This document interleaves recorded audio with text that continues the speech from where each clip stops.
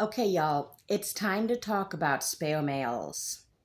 Most people still imagine demographic crises as something that happen elsewhere, in China, in India, in ancient empires or frontier societies.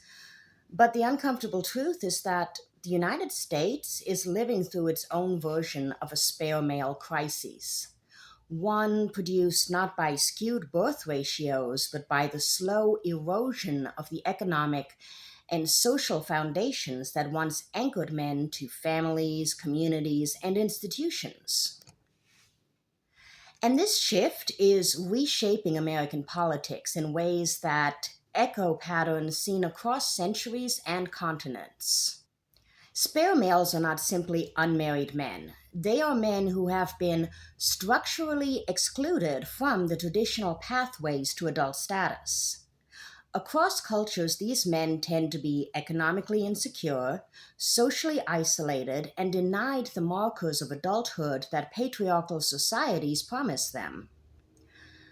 The consequences are remarkably consistent: higher violence, political volatility, and susceptibility to grievance based movements. Bare branches theory, developed by Valerie Hudson and Andrea de Boer, describes a more specific phenomenon: large populations of involuntarily unmarried men produced by sex ratio imbalances. Now, historically, these populations have pushed states towards authoritarian governance, expanded policing, militarization, and tight social control. The key insight is that gender imbalance is not just a social issue, it is a security issue. Societies with large populations of unattached young men often undergo profound political transformations. History is full of examples. China's cycles of rebellion were fueled by chronic male surpluses created by son preference and elite polygamy. These bare branches became the backbone of secret societies, bandit armies, and uprisings like the Taiping Rebellion. And the state responded with policing, surveillance, and collective punishment. The American frontier, one of the most male skewed societies in modern history, was marked by high violence and weak institutions until sex ratios balanced. Medieval Europe's surplus sons, left landless by primogeniture, became crusaders, mercenaries, and colonial adventurers. Modern India and China face trafficking, forced marriage, vigilantism, and state militarization in male skewed regions. These cases share a common thread. When men lose access to stable pathways to adulthood, societies become more volatile. The United States has not produced surplus men through sex selection, as in, for instance, China. It has produced them through economic restructuring, mass incarceration, and social fragmentation. Deindustrialization hollowed out male dominated sectors, manufacturing, mining, energy, that once provided stable wages and community status. Mass incarceration removed millions of men, disproportionately Black and Latino, from the marriage market and saddled them with lifelong barriers to employment and reintegration. Educational divergence left many men without viable partners in a marriage market that is increasingly sorted by education. Marriage has become a luxury good tied to economic stability, and men without stable income are less likely to marry. Rising loneliness, declining community participation, and the migration of male social life into online spaces have created a modern version of the spare male problem. Through these mechanisms, the US has created functional bare branches, not through birth ratios, but through structural exclusion. Now, spare male theory predicts that unattached, downwardly mobile men gravitate towards grievance narratives, restorationist politics, strong man leadership, and sharp in group boundaries. This pattern is visible across the political spectrum, but it has been especially pronounced in the movement that has reshaped American conservatism over the past decade. Economic dislocation, declining marriage prospects, and perceived loss of community status create fertile ground for political narratives centered on loss, betrayal, and restoration. Sociologists note that many men perceive cultural and demographic change as a threat to their social position, and spare male dynamics predict that men experiencing status loss will embrace hierarchy, perceived order, and strong in group identity. These themes resonate strongly in contemporary conservative rhetoric. Bare Branches theory also predicts that states facing large populations of unattached men often expand policing, surveillance, and executive authority. Analysts have observed that the U.S. political climate in 2025 to 2026 includes heightened law and order rhetoric, expanded enforcement of certain domains, and a national security apparatus increasingly oriented toward internal and external threats. These developments align with the theory's expectations. The United States has also entered a period of intensified military activity abroad. In 2025 and 2026, U.S. leadership authorized expanded drone campaigns, escalated naval posturing in the Red Sea and South China Sea, and supported large-scale joint operations in the Middle East following regional destabilization. And then in 2026, they just started a war.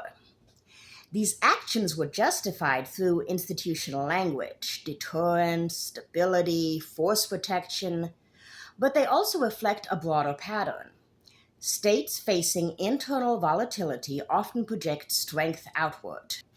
Historically, governments confronting domestic grievance, status loss, and social fragmentation frequently turn to external military engagement as a way to reinforce national identity, consolidate authority, and reassert hierarchical order. The U.S. is following a familiar script. When the MAGA movement is viewed through the lens of spare male theory, it becomes clear that the movement did not create spare male dynamics. Spare male dynamics helped create the conditions for the movement to develop. The movement's strongest themes, restoration, grievance, hierarchy, protection, cultural threat, all speak directly to men who feel economically displaced, culturally sidelined, socially isolated, or uncertain about their role in a changing society. The movement's appeal is strongest in regions where male-dominated industries collapsed, marriage rates fell, substance use related incidents and unalivings rose, and young men faced downward mobility. These are precisely the conditions under which spare male dynamics historically produce political volatility. But spare male theory alone cannot explain the American case. Patriarchy is the missing piece that makes the US version of this crisis legible. Patriarchy is not just a system of male dominance.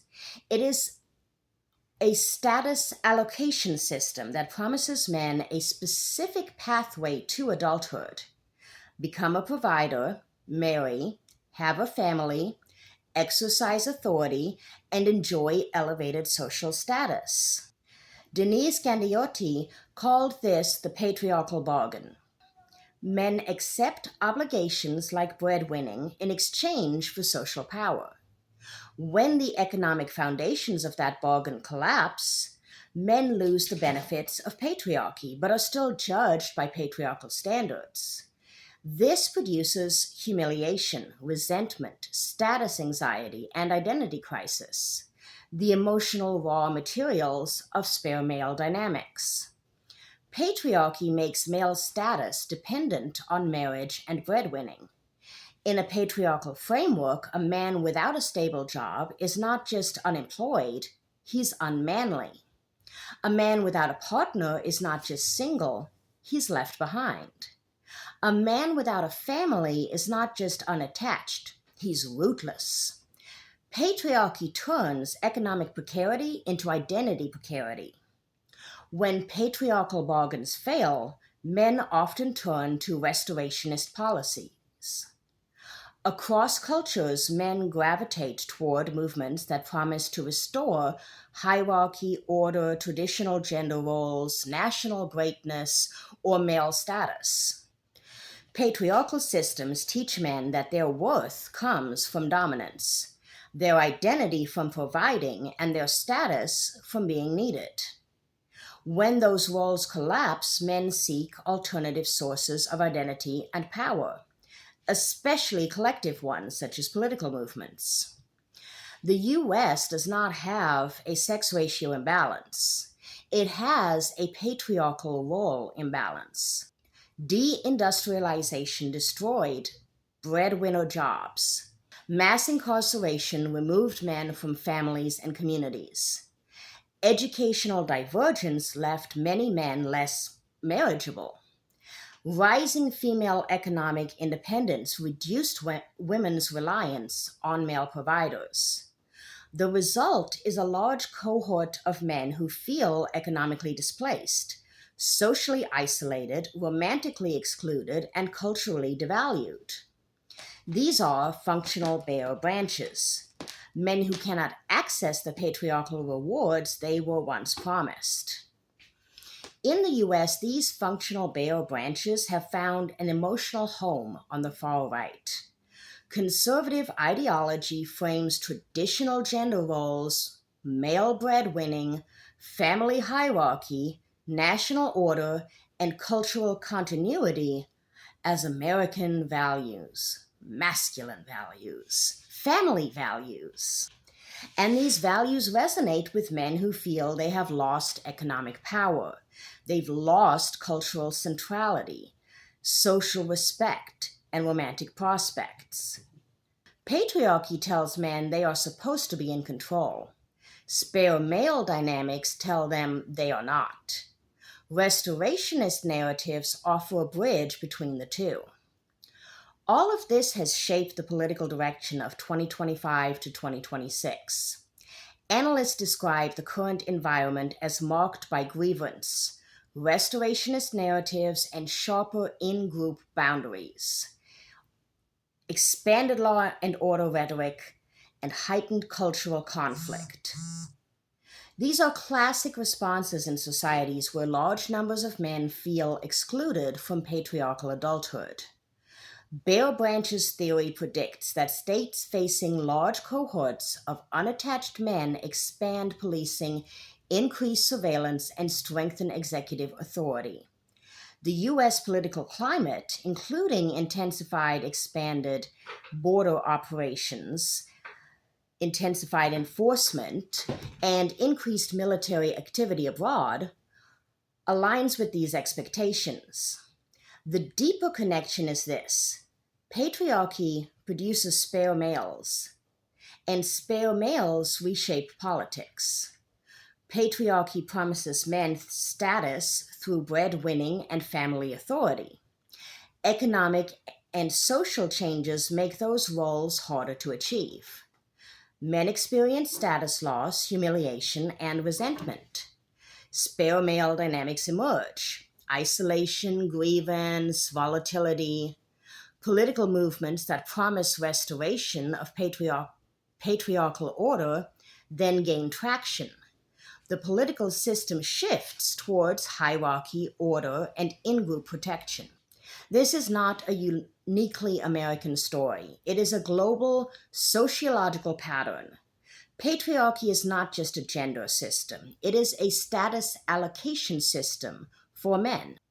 When that system breaks down, the consequences are not just personal, they are political, they are social, they are economic. The US is living through a moment where patriarchal expectations remain strong, but patriarchal rewards have eroded. Millions of men feel unanchored, and political movements offer restorationist solutions that sound good. Make America great again.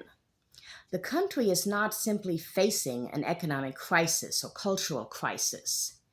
It is facing a crisis of patriarchal collapse, one that has left millions of men searching for identity and vulnerable to movements that promise restoration through hierarchy and exclusion. Spare male dynamics are not a fringe curiosity.